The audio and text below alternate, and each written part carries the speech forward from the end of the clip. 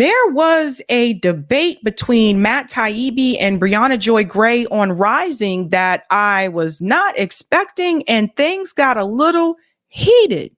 Now, this goes back to the Twitter files. Matt Taibbi has been questioned multiple times about the way that he handled the Twitter files. And when we're talking about the billionaires, it's really interesting to me how Elon Musk just seems to have taken a back seat and washed his hands of this whole thing, while Matt Taibbi actually was the one that had to testify in front of Congress. And the billionaire who put this all into motion has been able to take a back seat and pretend like basically this is not his concern. Always remember that. And that's what I want you to think about when we get into this debate. Let's go ahead and dive in. Brace yourselves. Here we go. Twitter Files journalist Matt Taibbi found himself in a spat on X with journalist Zaid Jilani over the kinds of stories that he chooses to report on. Now, he explained why his focus has shifted to covering threats to free speech that come from the Democratic establishment, saying there is an enormous army of mainstream media reporters already going after them from every angle, with most major news organizations little more than proxies for the DNC, to the point where stations hire Biden spokespeople as anchors. The Democrats' ambitions are significantly more dangerous than those of the Republicans. Zaid Jilani is a former reporter at The Intercept, and he criticized Taibbi, writing on X, "You're just rationalizing pandering to the millions of right-wing subscribers, to the millions that right-wing subscribers give you." And then Briahna and I earlier in the week had a kind of debate discussion about this, where I tried to, characterize what Taibbi's arguments were. Better than having me do it, let's just have him on. Matt is a frequent guest on our show, and we thought it'd be much better to just have you get into, how your thinking has evolved, what kind of stories you like to cover, and respond to this, some of this criticism you got from Zed and from Briahna. So, Matt Taibbi, welcome back to the show. Let's pause here for a second, because I want to go ahead and address the Zed tweet. So Zed deleted that tweet. That's why I couldn't show it to you. I was looking for it actually a couple of days ago. I saw Matt's responses, but I noticed it said the tweet was deleted. So Zed deleted the tweet, which is unfortunate because I can't show you that entire discussion or that thread. But it was interesting. I saw Matt came in with a goatee. I was like, what is going on? Right. And I have to tell you, during this discussion, I have never seen Matt Taibbi so upset. I was watching this and I was like, wow, I've never seen him this way. I think both of them brought up interesting points. But again, I want us to think about the overall big picture here. We have to remember who put this ball into motion and who is absent from this. And then we'll talk about how this is connected to money and corruption. Let's continue. Thanks for having me on, Robbie. Yeah, very good to have you here. I also wanted to, make sure that, because that tweet that allegedly contained, what your thinking was that a fair characterization of how you think and what your reporting's doing? Yeah, that was a Substack note, so it was verbatim. They just put it on Twitter. Oh, okay. That's helpful to know. So, Matt, I understand that you think that I and Zaid Jilani, in my attempt to articulate what Zaid Jilani's position was, got some things wrong. Where do you think we erred? Well, Briahna, obviously, I don't want to be difficult about this, but there were a bunch of things on your show that were, I thought, were concerning. Number one, you said that I waited a year to tell everybody what happened with Elon. I actually didn't do that. I announced it the day that it happened in an article that I know that you read, because you've referenced it on the air before.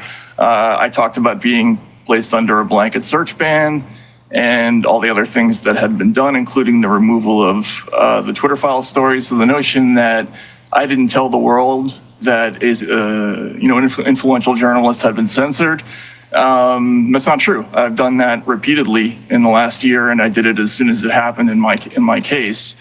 It's also not true that I've declined to criticize him in the past year, and that I've still declined to do so. I've done it fairly regularly, as a matter of fact. Let me pause here, and I can actually attest to this. That actually is true. Actually, when he was on here recently, I want to say that was just over maybe a month ago. When Matt Taibbi was on this show recently, he actually was criticizing Elon Musk too. He had quite a bit to say. I know he said this on other shows as well. So I can attest to that is true. He has been criticizing him. So, and the segment that he's referring to, it was a Rising segment. He said on her show, but it was on Rising. That Bree and Robbie had a discussion about that. So just FYI. Some of those instances have actually kind of gone viral. I gave an interview to Chris Cuomo, for instance, where I talked about how he's been a big disappointment on free speech. I've gone after him on his own platform, calling him out multiple times in the last year. Another thing that I found was concerning, you said that when I was declining to answer questions, for instance, that things that Mehdi Hassan was asking me about, say, for instance, Elon's speech policies with India, you said that the Twitter file searches had been done and that as far as you understood it, we had gotten them all in one cache at the beginning of the process. I don't know where you got that from. I'm actually curious to ask, because that wasn't the case. We had multiple, it was dozens of different document dumps, and we were getting them at different times, and I was actually due to get results right up until the moment that Elon had his meltdown and I was cut out of the process. Let's take those two. Let's take both of those, Taibbi. So 100%, I'm not as clear on the timeline of how these things happened as you. But the core point that I was articulating, and that I think was reflected in some of the pushback that you've been getting, is that we have from you in those aren't core point issues. Those are fact issues. Completely. Let me pause here for a second. Okay. So one of the things I noticed with this, I felt like it seems like Matt wanted to basically explain, these were things that were said about me. These things were untrue. And let me explain why they were untrue. Right. So it is important that we get our facts correct. And if we get them incorrect, then we come back and we apologize for that, or, we issue some type of retraction. So I think that Matt Taibbi has been up against multiple platforms that have come after him since he first released the Twitter files. And then he also has Elon Musk that has come after him as well. So I think that it seemed like to me it was important to Matt to correct the information that was said. And it seems like, and it's funny, I see some of the comments in the chat. It seems like you guys like the goatee. Sebastian says, love the goatee. It's a different look. Completely concede them. I have no investment in a misstatement that I made. So I want to get to what I meant, so I completely concede. But the core issue from my perspective is not the specific timeline, which I completely accept. I may have misrepresented or misremembered. But your own statement in the text messages that you released between you and Elon Musk, in which you said, quote, Elon, I've repeatedly declined to criticize you, and I had nothing to do with your beef on Substack. So can you appreciate how people could read a statement like that and say, well, obviously at some point, Matt Taibbi had criticisms of Elon Musk that he chose not to make public. And maybe there's a very good journalism reason for you to think, I'm doing this so that I can get more Twitter files. Yeah, that's completely reasonable, but that is also a negotiation, right?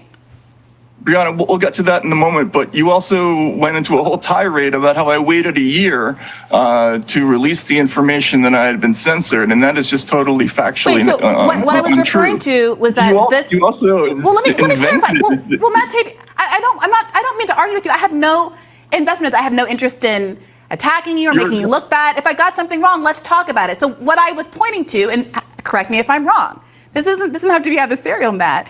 What I was pointing to is the fact that these text messages are from April 10th of 2023. And the reporting on the text messages is from February 16th of 2024. That's the year gap that I'm referring to. So help me understand why is it that there was the release, the reporting on the title of this New Republic article, for instance, called Twitter Files, Matt Taibbi says Elon Musk sent him unhinged messages. That reporting happened in February of 2024. But the messages themselves are dated April of 2023, almost a year before. But Briahna, you know this because, and again, I can't stress this enough. I know this because you've referenced the article that I wrote. The day that happened, I put out an article on my site called Meet the Censored: Me, that detailed everything that happened, including the fact that I had been placed under a blanket search ban, and that my own Twitter files had been taken down temporarily from Twitter.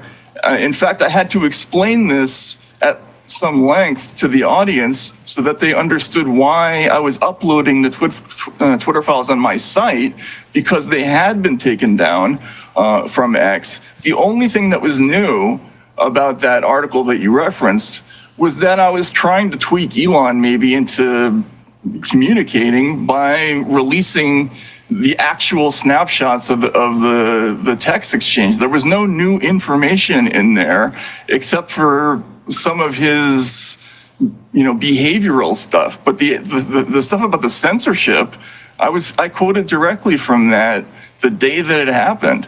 So again, there's no substantive way you can claim that I held back any information about that incident until this year. I've been talking. Let me pause here for just a second. So Max is actually correct there. And so those of you who've been with me when the Twitter files were released, you guys know I covered the Twitter files extensively on this show. At one point, I said I can't keep up with all. There were too many releases. So at one point I was like, okay, look, I can't keep up with all of this. I'm just going to invite Matt on the show and we're going to go from there. Okay. But I covered this extensively. I followed this extensively. Even the aftermath after the Twitter files were released, I covered the hearing that he had in Congress. I covered his appearance on the Mehdi Hasan show. He's been on this show multiple times to talk about what happened with the Twitter files. So in reference to the timeline, what he's saying here, that is actually true.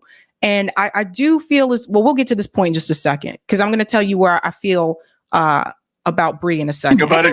The only reason I don't talk about it more is because I'm afraid of boring people about it. I think we might be just confusing a couple of different things here. Of course, we covered and we've talked at length about the kind of the big blow up in and of itself about Substack and Elon having this kind of bizarre misunderstanding of what Substack was and feeling like it was somehow competing with Twitter and wanting you not to publish on your own Substack. Of course, we covered that. And that is not what I was referring to. As I just mentioned, I'm talking about this gap between the text, the obviously dissonant exchange that you were having with Elon Musk, in which you articulated a concern that, you had been withholding criticisms of Elon Musk, and he didn't seem to be kind of responding to that. That's a different thing, and that's not what you were saying in your show. You were saying that I held back from the world, that an influential journalist had been censored. Go back and listen to this. Wait a minute. Look at the transcript of your own show. I'm referring to your quote here, and I wonder if you could just, because I think it might be a little boring for the audience for it to become some interpersonal dispute between us. And also, I understand you want to move on to this other thing, but that's not what happened. I specifically quoted.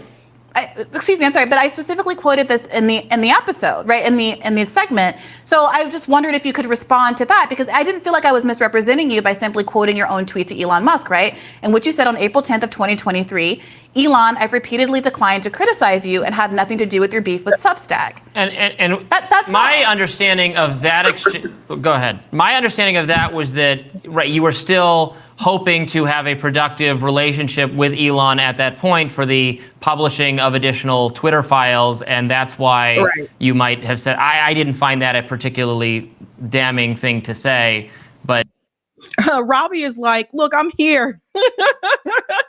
Robbie chimes in to say, yeah, I mean, that was obviously like how I took it. And to be fair, during that time when all this was going on and Matt Taibbi had the hearing in Congress, I remember saying on the show, I was really upset about the fact that Elon Musk just basically washed his hands of this. And Matt Taibbi was the one that ended up being in the hot seat.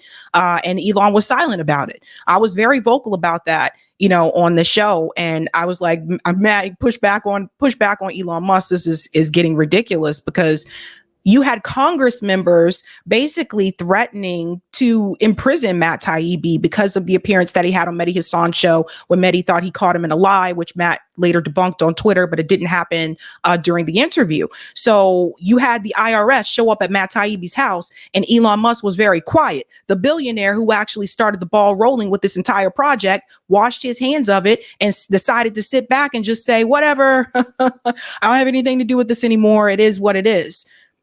So I always felt like for a long time that all this accountability that was being put on Matt Taibbi, whereas Elon Musk was not held accountable at all. He wasn't forced to testify in front of Congress, so it is, again, these things that show you, again, the government is protecting the wealthy. They're protecting the billionaires, and Elon Musk is a billionaire. Why wasn't he called to Congress? Go ahead. We can get into that, and I'm happy to talk about the reasoning for that. But just to be absolutely clear, Briahna, that is not what you said in your show. You were talking about me withholding information about the censorship. What information?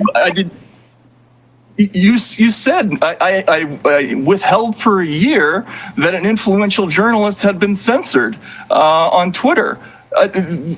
And I didn't. I talked about it immediately. I've been talking about it nonstop. Every time I mention Elon on Twitter, I talk about how he's stepping on my account and de-amplifying. I'm genuinely confused, and I perhaps don't have it as I obviously don't have the kind of mental capacity and encyclopedic memory that you've demonstrated in all of your public appearances and in your reporting over the years. So I apologize if I genuinely just don't remember what you're alluding to. What I do remember is wanting to understand what was being withheld, as I understand it, as I'm sitting here today, what I believe and what I think the criticism that is legitimate of how you handled this is, as opposed to all the illegitimate criticism that we talked about at length on this show, is whether as what you were declining to criticize without having a better understanding of what that was. Maybe we can just talk about what that was, and we can see maybe it was things that are legitimate to withhold if you think it's going to continue a relationship where you're getting a lot of important journalistic content out of it, right? Or maybe it's not. And I think what would be clarifying is to have some insight into what you meant by decline to criticize you, because that seems to me to be where the bulk of the No, that seems to be what you want to talk about. But let's just be clear. I'll be done with this in 18 seconds, okay? Just to be clear, you made factual mistakes about when I revealed that I was being censored. You made a mistake in saying that I still haven't criticized them. I haven't criticized them over the last year. You made a mistake in saying the Twitter file searches were not done. You made a mistake in saying that there was one cache. I don't know. 1 second, Eric, can you do me a favor? Can you look up, because I'm trying to see, I can't remember the date. Can you look on my channel really quick and check and see when was the last time Matt Taibbi came on? I want to say that was it feels like that was fairly recent. If you can just check that really quick. And if you could put the link to the vid in the private chat, because I want to prove a point here. These are the things that Matt Taibbi's pointing out that were incorrect. So some people were saying it was just one thing that was incorrect. There were multiple things that were incorrect that Bree said. And I saw all these segments. So I did see that segment. And I think that, oh, you got it? Oh, okay. You said, okay. All right. So Eric's going to look for that to see when he was on here last. Like I said, I feel like that was fairly recent. But I got to tell you, like when I was watching this, I was like, I've never seen Matt Taibbi so upset, So I think this said a lot. Where you got that from? It was a mistake, baby. I have no interest in denying that. But I would like to talk about that a little bit, though, because when you came online, there's more. Okay. Look, well, go ahead. We had you on because we wanted to make sure we get to all of this. I would have been happy with a correction, but since you're not going to do that, okay. The other two were, you were saying that essentially that I had done searches only for one side and not the other. Well, Matt, let's talk about that. I didn't say you had done searches for one side or the other. I said I had you on my show, and you got very bristly with me at that time as well. I wish we could have these conversations without them turning into these weird personal vendettas. I think we'd have a lot more productivity in the space if we did. Let's not have but any wait a personal minute. vendettas. Robbie, this is not necessary for you to intervene at this juncture. Oh, Robbie, damn. Famo said, Robbie, I feel you, player, move on. Oh, man. So I think what should have happened here is, it sounds like to me what Matt wanted was a correction. You know, he just wanted the record to be corrected because that is his reputation. He is a journalist in this space, and he is a real journalist, which I told you I don't consider myself to be a real journalist, but that is his profession. And it sounds like to me that he wanted Bree to issue a correction. And honestly, this is probably my third time watching this interview. So we'll just keep that in mind. Honestly, you know, what I would say to Bree is like, Bree, I think it would just be good to issue the correction. You know, I think this conversation could have been shorter, like had that happened, you know, and we've all said things that were incorrect. I've said things on the show and I realized it was incorrect, and I've come back and I've corrected those statements. So I think it's just best at this point in time, just to issue the correction. What I said to you on my show was I asked you if you had ever done a search about Bernie Sanders specifically and censorship against the left kind of Bernie Sanders movement back in 2016. And you seemed, and I wish we had pulled up a clip, but people can go and look for it on themselves on Bad Faith Podcast. But you seemed almost kind of surprised and caught off guard by that question. And you answered truthfully, no. And I said, well, that seems to me from my own subjective political interest. They don't have to be interests that you share, obviously. But from my own subjective political interest as a leftist, a kind of curious choice. Is that not accurate? Well, yes, but you're implying that I was looking in the other direction and not in that direction. I wasn't looking in either direction. I said a factual statement, which was that you admitted that you hadn't searched specifically for kind of Bernie-related material. And I honestly felt like this is what it seems like the issue is really about. And you guys can let me know if you agree or disagree. It seems like the core issue is that Matt Taibbi did not reveal information in reference to the Twitter files that impacted progressives, right? Or the Bernie Sanders movement, suppression on that side of the aisle. And I saw Bree's interview that she had with Matt after the Twitter files, and I know she brought this up to him then. The way that he explained this to me when he came on my show was that he did not search for right-wing or left-wing things. He searched certain topics that dealt with like the FBI, like corruption, things like that. And then the information was released. But it seems like, and Bree, I would love to have this conversation with you because it feels like to me, what you're more upset about is the fact that there wasn't information revealed on the Bernie side of the interwebs, the suppression with the Bernie Sanders campaign or Bernie supporters. And I know we all endured that. There's still suppression on Twitter, right? But it seems like at the core of it, that's what the issue is. Whereas most of the information that was revealed in the Twitter files revealed suppression of right-wing accounts or Republicans, et cetera. And the suppression was done by Democrats like Adam Schiff, for example. And it seems like Bree was looking for more of, okay, where's the information that shows that progressives were suppressed? It seems like to me, this is what the root issue is for Bree, not so much what the Intercept journalist said and criticizing Elon Musk. That's my take on that. That is That's true, all but I said, right? But I wasn't looking for information on the right either. I was looking at the DHS, FBI, ODNI, the Global Engagement Center, the Election Integrity Partnership. Those are the kinds of searches I was doing. The stuff that was turning up is the stuff that was turning up. And just to get this out of the way, you also said that I hadn't reported on this issue.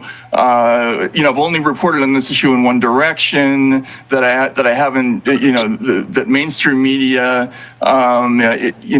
There aren't people in mainstream media who are doing coverage of this issue from the concerns of the left side. I've been doing that for years. I've been constantly writing about censorship of figures on the left.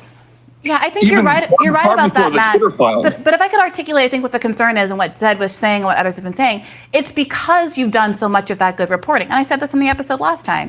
It's because you've done so much of that reporting from the left perspective that is so important and so valuable in the left sphere that there is a frustration that reporting hasn't seemed to continue since the last few years or so. And so when you DM'd me about your concerns about what I said, but Matt, when you DM'd me about your concerns about the last segment, you linked several articles, the most recent of which was from 2022. There was another from 2018. Sure, the one about the labor files was just a few months ago, and that was a huge series that I invested a lot in. The Twitter files themselves were full of material about the left. But let's talk about it. Maybe I just am not aware of it. What Twitter file materials is full were germane to the interests of the left? I'd love to hear about them. The issue with consortium, for instance. What's the issue with consortium? And by the way, I just wrote about the NewsGuard suit involving consortium and how they're suing. I'd love to hear about it. What's the deal there? Let me pause here for a second. Eric, see if you can find that timestamp on that. I see you found the video. It's towards the end of the interview where Matt Taibbi started talking about Elon Musk, if I remember correctly. See if you can find that time. Okay, thank you so much. So here's one thing I will say that I noticed from this conversation. I don't know how Matt feels. I don't. I'm going to reach out to Matt Taibbi because I want to talk to him about this. I want to talk to him about something else too, but I'm going to reach out to him because I was supposed to do that today and it didn't happen. Anyway, on my list of things to do, but it almost kind of feels like an interrogation. And I think for those of us, if you know people that are lawyers or have been lawyers, I have a friend that was a lawyer and her parents were lawyers. And sometimes, and I said this to her before one as well, we still cool. But sometimes it can kind of come across when you're talking to people as a lawyer, sometimes it can come across as an interrogation. And I've explained this to my friend. And I think sometimes when Matt came on this show, he was probably expecting a discussion, maybe not so much a debate, so to speak, or whatever. But it's almost like I feel like he's on trial. And that's something I've noticed sometimes that lawyers or people who were lawyers, they can tend to do, maybe not necessarily on purpose, right? But I think sometimes they may not realize how that comes across. And so what in turn happens? Matt gets flustered, the feathers get ruffled, and then he starts to say something. He might get interrupted, or then he may forget what he was about to say, right? So if you're not used to being in that hot seat, then you don't really know. You can easily mess up with what you're about to say or those types of things. But that is one thing I will say. And I told you I watched this interview twice already. And I noticed that both times, it kind of comes across like an interrogation instead of a discussion, right? And I told that to my friend because I had to tell him one time, I was like, look, if you're asking questions am I on trial? I had to tell my friend that one time, am I on trial? What is happening here, NewsGuard, as well as some right-leaning organizations. It's two different suits, but they're suing NewsGuard, which is as I mentioned in my testimony. But in fact, the reason that consortium, and one of the reasons that they're able to file a suit against NewsGuard, is because I mentioned NewsGuard in my testimony as a Pentagon-funded organization, and in my correspondence with them, they admitted that they were essentially doing work for an Air Force intelligence service, and this turned into the part of the basis for NewsGuard's suit against against NewsGuard. But leaving that aside, let's go to the issue that you want to talk about, like why I wasn't criticizing Elon Musk during the period of the Twitter files. When we started that project, and when I first saw the actual material, not after the first Twitter files, because that material wasn't terribly interesting, but within a couple of days after that, I realized that this was material of tremendous historical importance, and I made a difficult calculation. This is an unprecedented ethical situation. Nothing like this had ever happened in journalism before.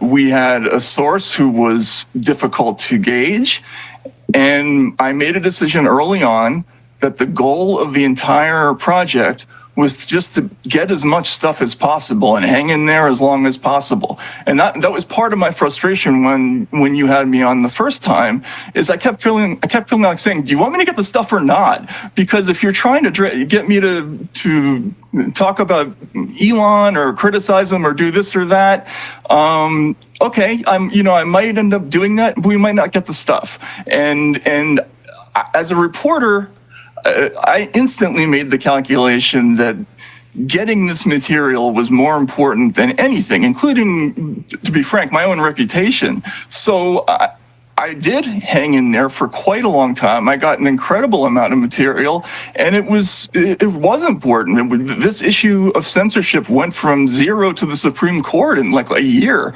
in large part thanks to these documents that Elon Musk turned over. Can I ask you about and then we're gonna have Bari to wrap, Weiss? So can you get in one more thing? Bari Weiss make. Look at Robbie. Robbie's like, can you get in one more thing? I'm sorry, it's kind of funny. Deneen says, doesn't make sense to criticize your source. Exactly. That's a really good point there.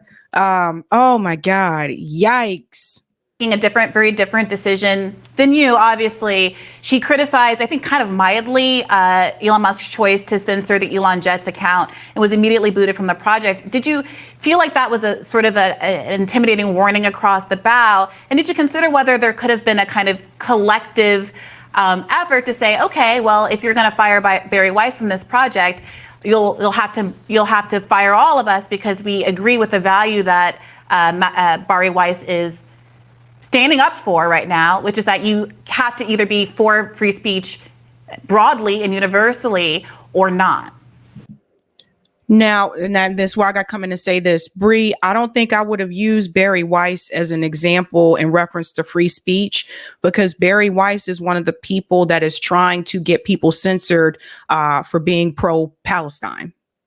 So I would not have used Bari Weiss as an example, because Bari Weiss is not pro free speech. She's pro Israel. So I wouldn't have used that example, Bree.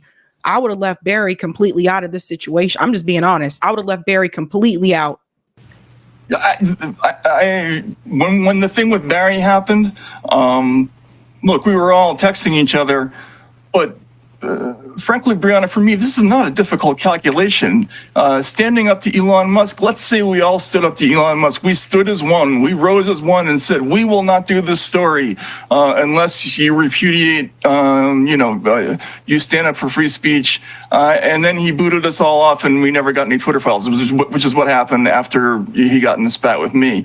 What would the value of that have been? It would have been zero. The Twitter files was a historically important story, and I'm sorry, as a journalist. Do you regret arguing with him about the Substack then, and perhaps being able to get more out of the Twitter files? Because eventually you had your own line, right? There's nothing I could have done about the Substack thing.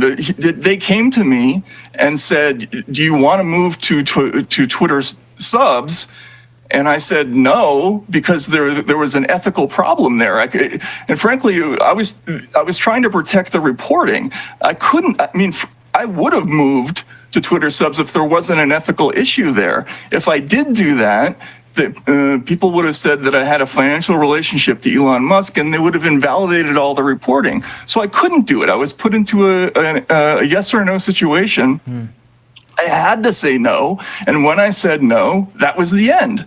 So, and what do you say Oh, to Matt. the Palestine criticism, just quickly, because that was a big part of what Zed Jelani was arguing about, that he feels like you were so amazing on Palestine years ago, but haven't been as I don't vocal know what about he's it talking post about me October being 7th. amazing on Palestine. I've never written about Palestine except in the context of censorship, which I have written about repeatedly. But I think that's the issue. In contemporary censorship, do you have any thoughts on that quickly before we wrap? Yeah, as I've always said, the Palestinians are pretty much the canary in the coal mine for any new form, any new censorship technology. And, we saw it started as early as 2014, 2015 with the internet stuff, and it's only gotten worse. It's going to get worse, but that's the template that I'm worried about happening here. But it's not like I haven't said anything about that. I have repeatedly. He also said it on my show too, because I did ask him about Palestine.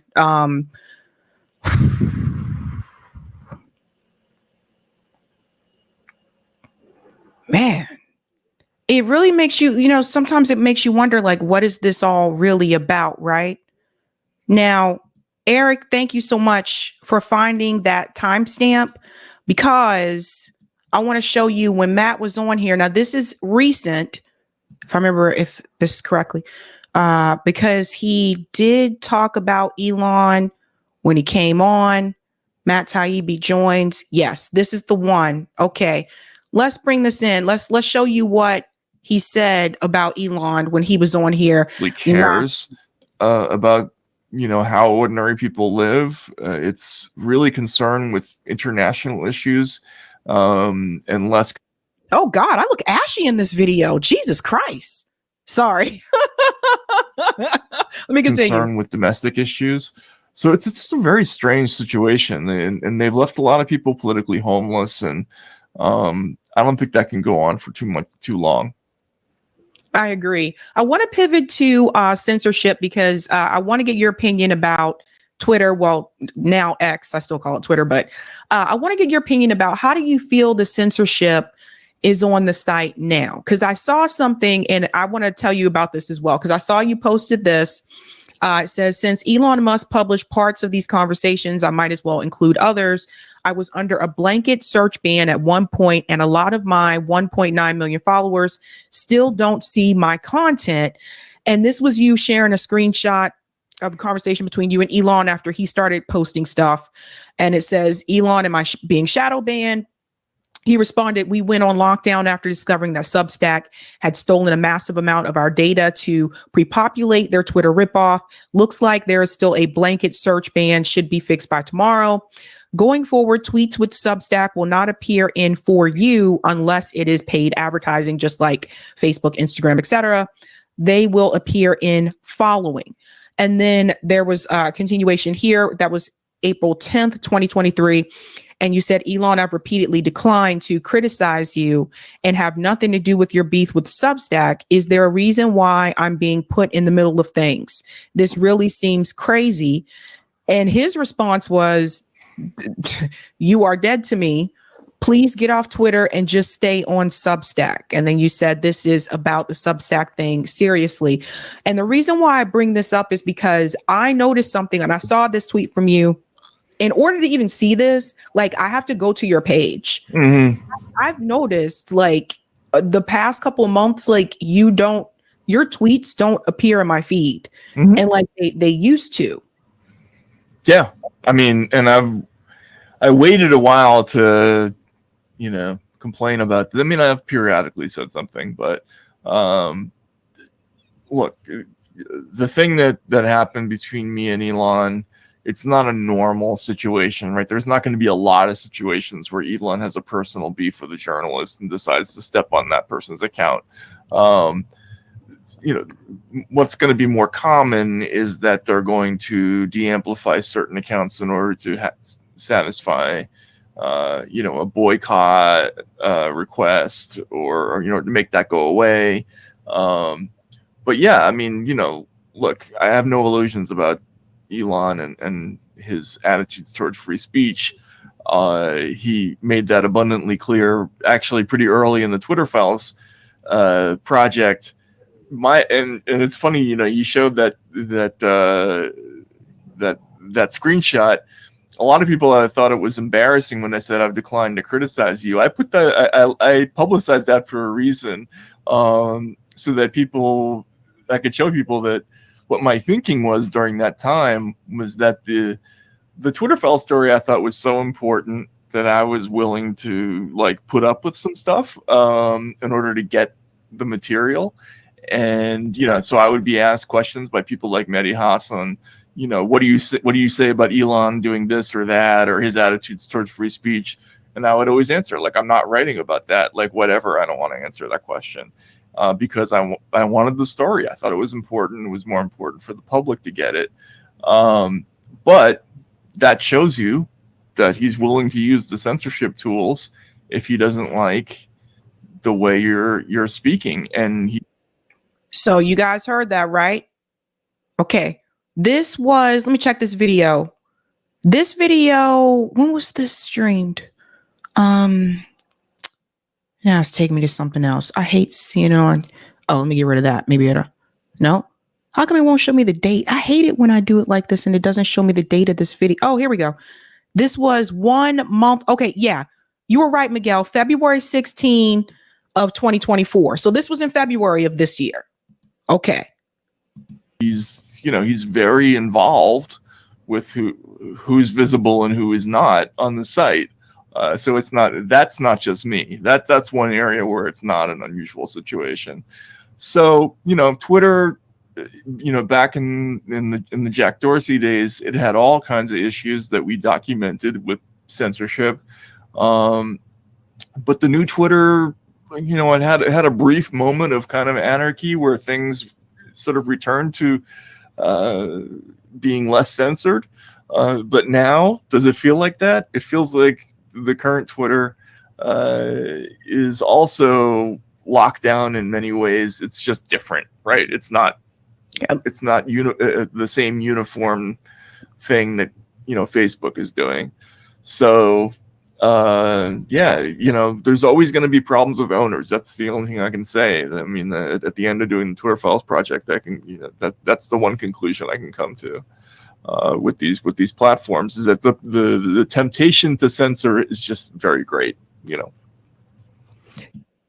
So he did critique him there. And I thought there was, let me see what else says. There you go. And someone was censored earlier today. A lot of you guys know this gentleman here, the Gray Zone's Clarenberg has been suspended on Elon Musk's Primo Radical said free speech platform. And I did check Kit's account. Same thing happened for me. So journalists. And what's really weird too, another thing that I've noticed is that some journalists or who Elon considers to be journalists on that platform are heavily promoted. For example, Mario Nawfal, heavily promoted. There's certain ones, and I'm like, the Krasensteins for some reason. Yeah, I had a little tiff with Mario because he okay, let me get into the Mario thing. So anyway, I wanted to show you that to show that, yeah, he did criticize him. And before he criticized him on my show, he's criticized him on other shows as well. So I was, that interview was later on, but he did do that. So it's really, I don't know, but here's what I want to bring this back to in reference to that discussion. At the end of the day, this is about corruption and it's about money and corruption. The government was behaving in such a corrupt way. They were reaching out to Twitter executives and asking them to censor and suppress certain information, right? That's the corruption. Then let's get to the money issue here. Whoever holds the purse is the one that can actually delegate the task, start the project. And usually when things go to shit, they're also the ones that can walk away, hold their hands up in the air, and they're not held accountable. Now that's Elon Musk. He is the billionaire that put the Twitter Files into motion. Never forget that. Never forget how when Matt Taibbi was getting attacked and when he had to face Congress, Elon Musk was nowhere to be found. That is not uncommon. That is very crucial to how the system works in this country. Oftentimes, the people at the top usually are not held accountable. It's the people that are working for them that are usually held accountable. So think about that. Never forget that. So I think that's what it should be brought back to. But I think this discussion between Matt and Bree, what I want to point out is that I think having that back and forth and Matt having to go onto all these different shows and like defend like the work that he did, it takes the focus off of the core issue, which is the fact that the government was suppressing and censoring speech on this platform. And that is a problem. And that's what we should be focused on. I think that, like I said, I think Bree's main issue was the fact that a lot of the Bernie stuff was not revealed and wasn't exposed. And yeah, like I understand her asking that question. I get it. I know a lot of us have been suppressed on Twitter, etc. But I think the focus should be on the fact that the government was censoring and suppressing people on a social media platform. And the guy who started the ball rolling, the freaking billionaire, walked away and was not held accountable when shit hit the fan. And that's what we always need to remember. So this is not a so-and-so took down so-and-so. That's not even what this is about. It's about the fact that instead of us focusing on Elon Musk, the freaking billionaire that put this into motion, you got Matt and Bree arguing with each other. This is what the billionaire class has been known to do. They get you to fight against the workers, other workers like yourself, instead of putting that attention back on the billionaire class. So we can't let things like this happen again, right?